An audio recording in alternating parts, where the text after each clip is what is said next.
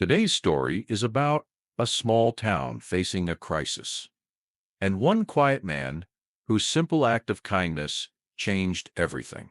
Before we begin, don't forget to subscribe to my channel, like this video, and leave your comments below.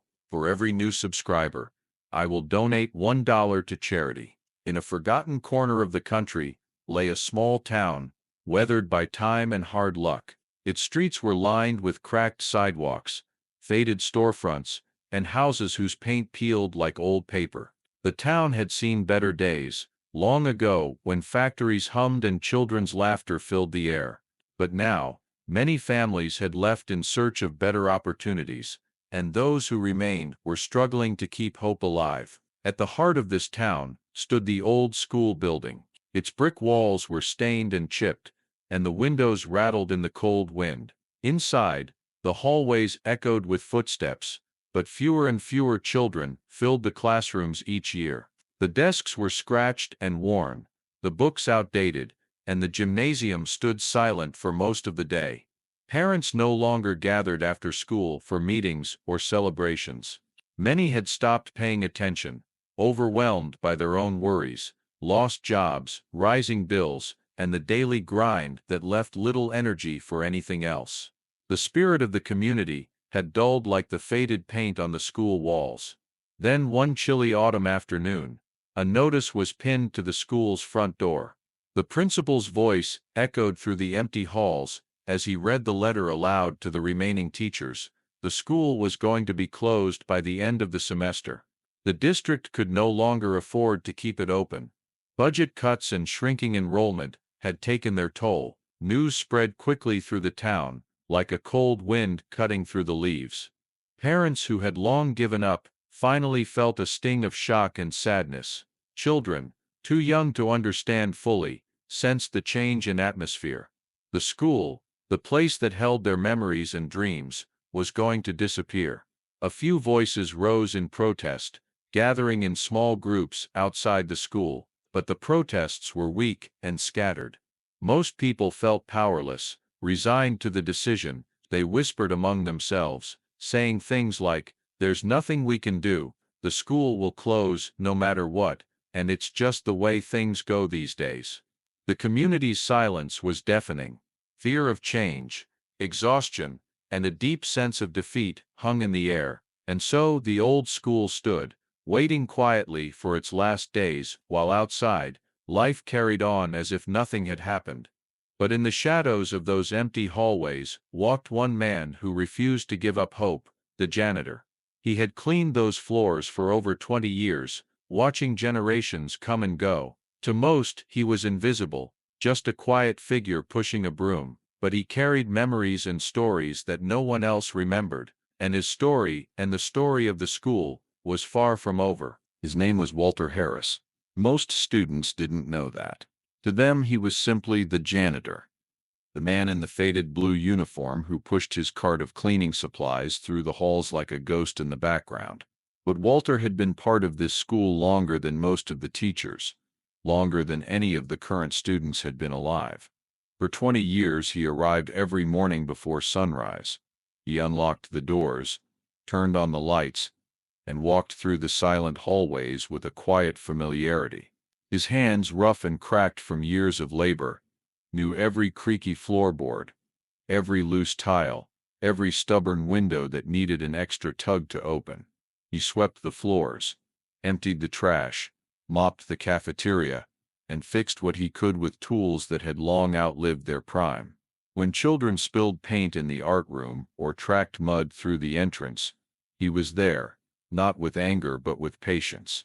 He rarely spoke, but when he did, it was always with a soft kindness in his voice. Walter had no family of his own. His wife had passed away years ago, and they had never had children, but in a quiet, unspoken way, the school had become his home.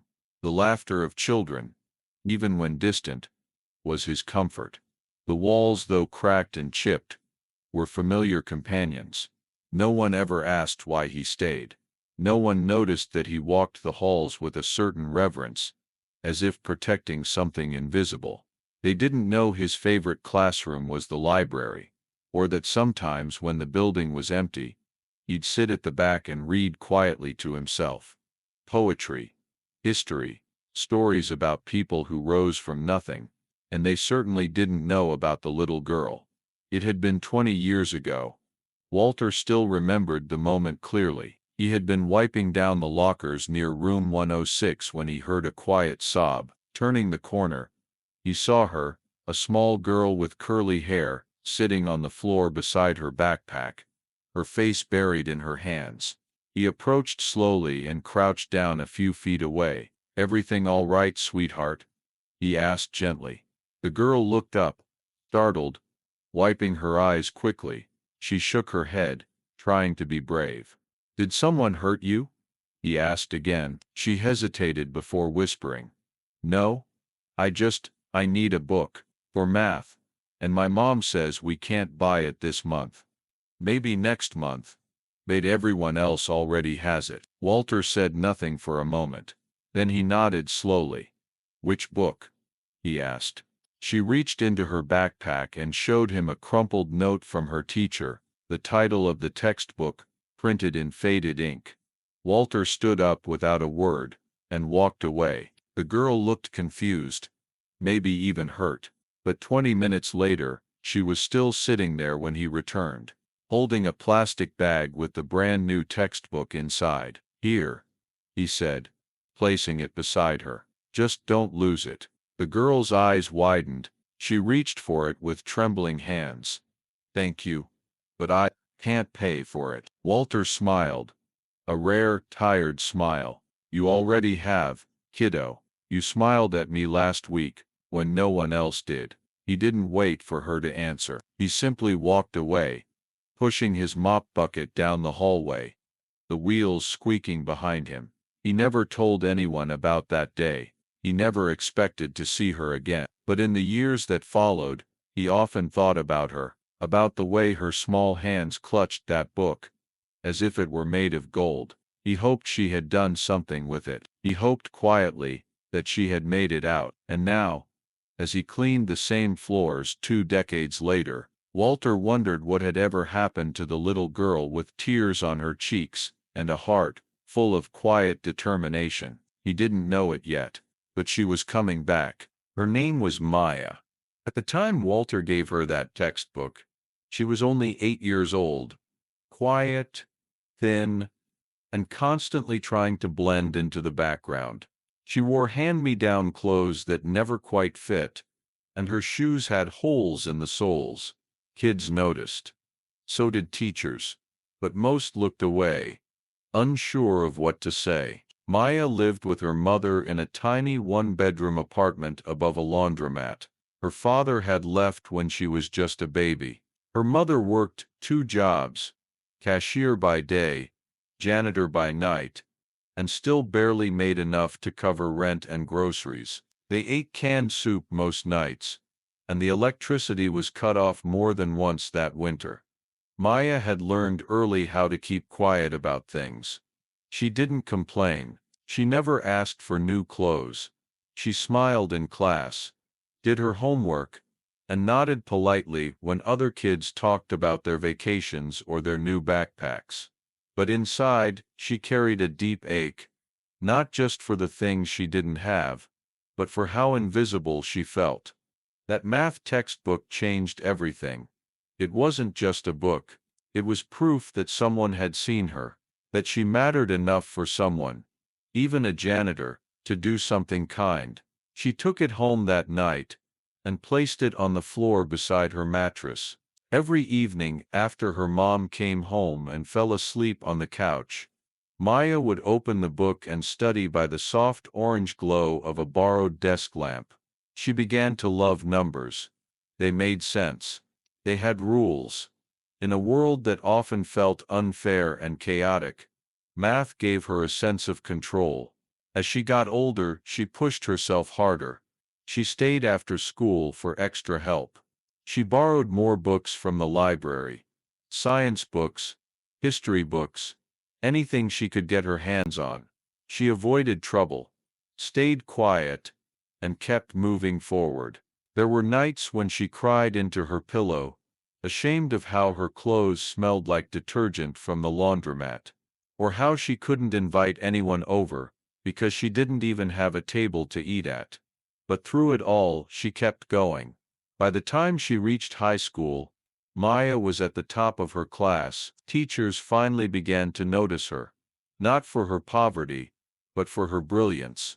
A math teacher pulled her aside one day and asked if she had ever thought about college. She had. Every day, with the help of scholarships, grants, and part-time jobs, Maya left her small town after graduation. She went to a state university, not a fancy one, but one with solid professors and a strong math department. She cleaned dorm bathrooms in the mornings and tutored in the evenings. She rarely slept more than 5 hours a night, but she never forgot where she came from, or the man who bought her that book. After college, she worked for a startup in the city, then another. She saved every dollar, never forgetting the value of a single cent.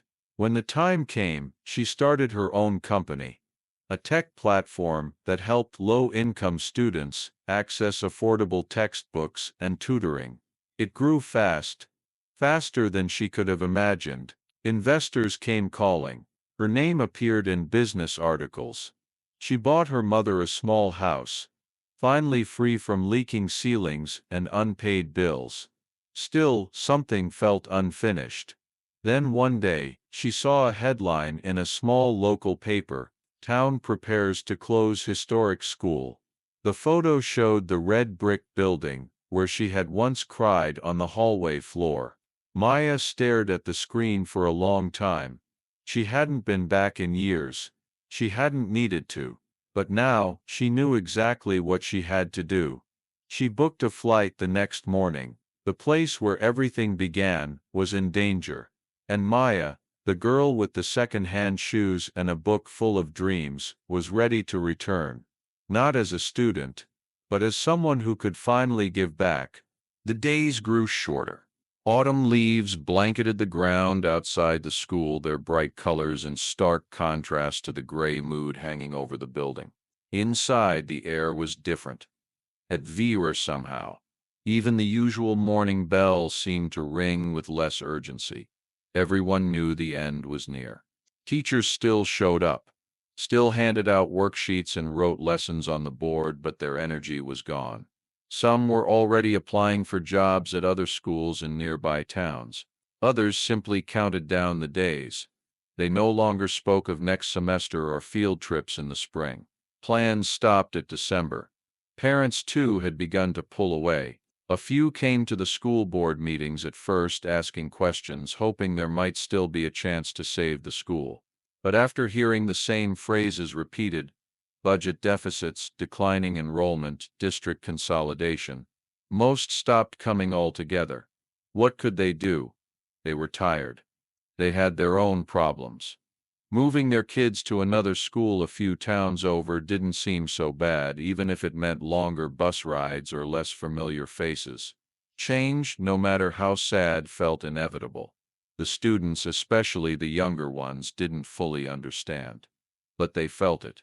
The nervous glances between teachers, the whispers in the hallways, the boxes being quietly filled with books and supplies that would never be used again. Some asked questions. Why are the teachers taking everything off the walls? Is this the last Halloween party? Where are we going next year? There were no real answers, just vague reassurances and forced smiles. Walter moved quietly through it all. He still arrived before the sun, still unlocked the same doors, still polished the same floors. But now, every sweep of his broom felt heavier. Every echo in the hallway reminded him that soon those halls would fall silent. He had cleaned this building through snowstorms and summer heat, during fire drills and school dances. He had been here when new principals were introduced and when tearful goodbyes were said. He had seen children grow up, graduate, and return as parents. He had watched the seasons change through the windows of classrooms no one looked into anymore. And now, he walked as if through a dream that was about to end. Walter didn't speak much these days. No one asked him how he felt about the school closing. He doubted anyone even thought he had an opinion. He was, after all, just the janitor, but deep inside something ached. Not with anger. Walter wasn't the angry type, but with quiet sorrow. The kind that builds slowly, day after day, until it becomes part of you. One afternoon, as he cleaned the chalkboards in room 204, he paused. The room was empty. The desks were pushed to the side, the windows slightly fogged from the cold outside. He stood there for a long time, staring at the board. He remembered the voices, the laughter, the way sunlight used to pour through the windows in late spring. He remembered the little girl who once sat in the corner seat, clutching a math book like it was a treasure. He wondered what had happened to her. To all of them, did they remember this place? Did they remember him? Probably not, he thought. Walter returned to his cart and wheeled it down the hallway, the sound of its wheels echoing off the walls. Another day, another floor cleaned. He no longer hoped for surprises. Life had taught him not to. The school would close, the doors would lock, and no one would remember the quiet man who stayed until the end. Or so he believed. It was a cold Thursday morning when the black car pulled up in front of the school. No one expected a visitor. The parking lot was nearly empty, save for a few teachers' cars and Walter's old truck parked under a tree. The sky hung low and gray, and the wind had a sharpness that hinted at winter's approach. The driver stepped out first, a man in a suit and earpiece. He circled the vehicle and opened the door with practiced precision. From inside stepped a woman in her early 30s, tall, confident, and dressed in a tailored coat that didn't belong in this forgotten town. Her heels clicked sharply against the pavement as she walked toward the front doors.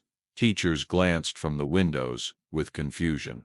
Some students peered down the hallway as the visitor stepped inside.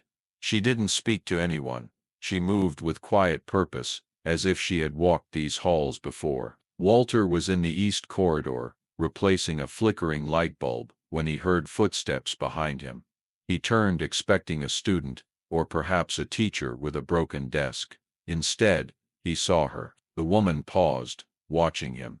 There was a strange look in her eyes, something between nostalgia and disbelief. She stepped closer, slowly, almost cautiously.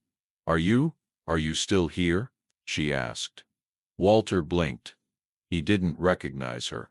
Not at first, he simply nodded. "I've been here a while, yeah," he replied softly. "Can I help you with something?" She smiled, a small emotional smile. "You helped me a long time ago," she said. "I don't think you remember, but I've never forgotten." Walter frowned, trying to place her face.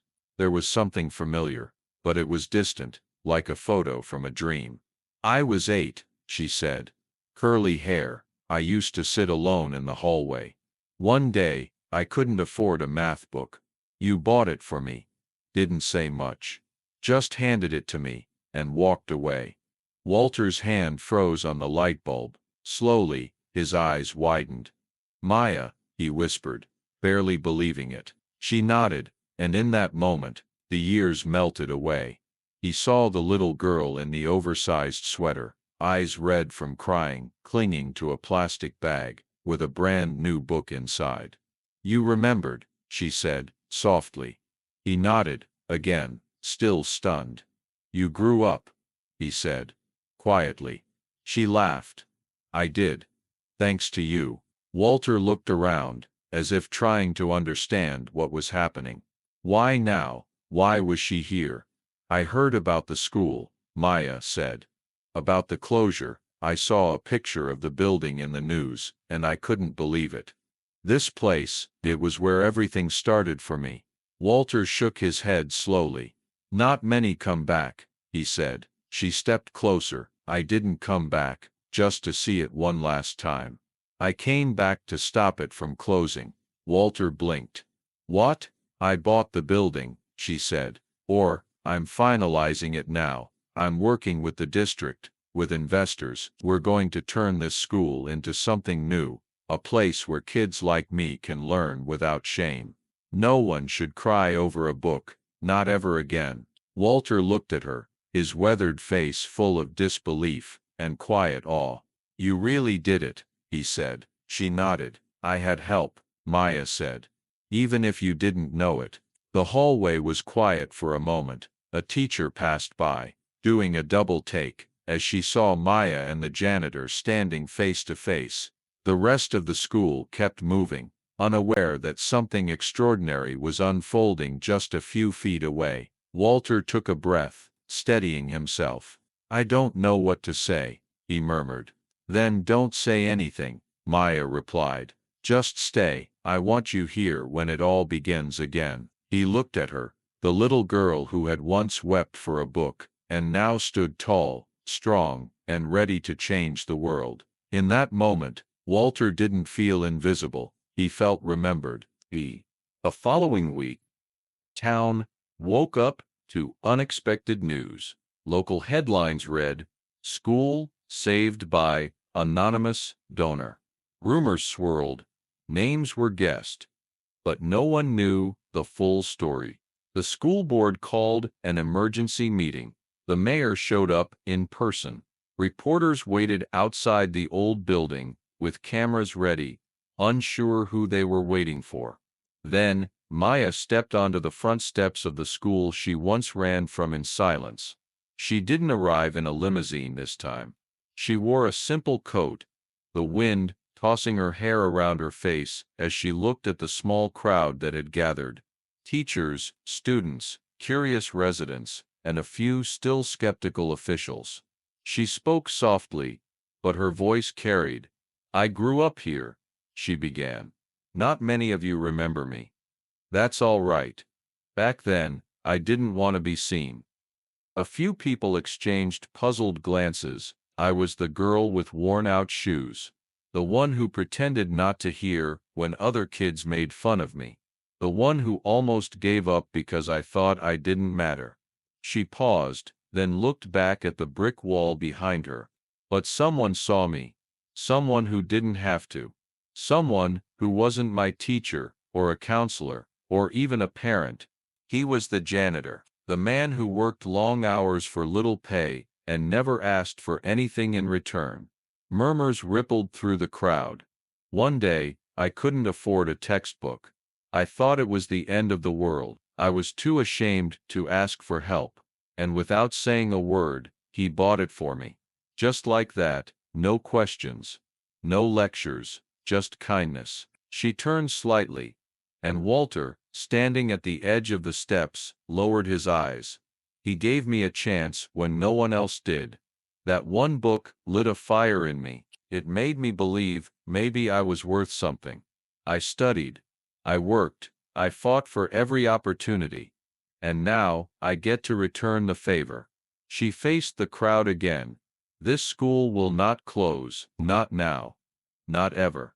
I've partnered with a foundation that will fully fund the renovation of the building, update its resources, and ensure scholarships for underprivileged students.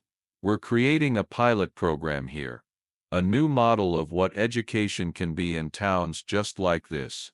Applause began, hesitant at first, then growing louder. Teachers clapped, students cheered, parents looked at one another in disbelief. For the first time in years, there was hope. Maya turned back toward Walter, and none of this would have happened without him. She said, "He's more than a janitor. He's the reason I'm standing here. He believed in me when I couldn't believe in myself."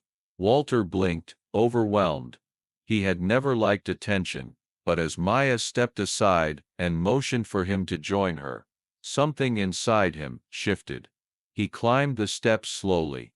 The crowd watched as he stood beside her. She reached out and gently took his hand.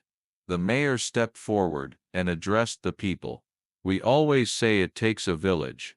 Today, we remember that sometimes it takes just one person, someone who listens, someone who cares. Let's never forget that." A student handed Walter a small bouquet of flowers. Another, a first grader, wrapped his arms around his leg, and whispered thank you. The applause was thunderous now. Walter looked out at the faces. The same hallways he had cleaned for 2 decades now, filled with light and joy. He felt the weight of the mop replaced with something else. Pride, maybe. Or peace. The next week, renovations began. The broken windows were replaced. The library received new books, art supplies, computers, heating, fresh paint. The school began to breathe again. But through all the changes, one thing remained constant. Walter. He still arrived before sunrise, still turned on the lights, still walked the halls. But now, students called him by name, teachers greeted him warmly, and outside his closet, a small plaque had been installed that read, "Walter Harris, the man who changed everything." With a book, the school didn't just survive, it flourished. Within a year, the building had transformed. Cracked walls were painted with vibrant murals created by the students themselves.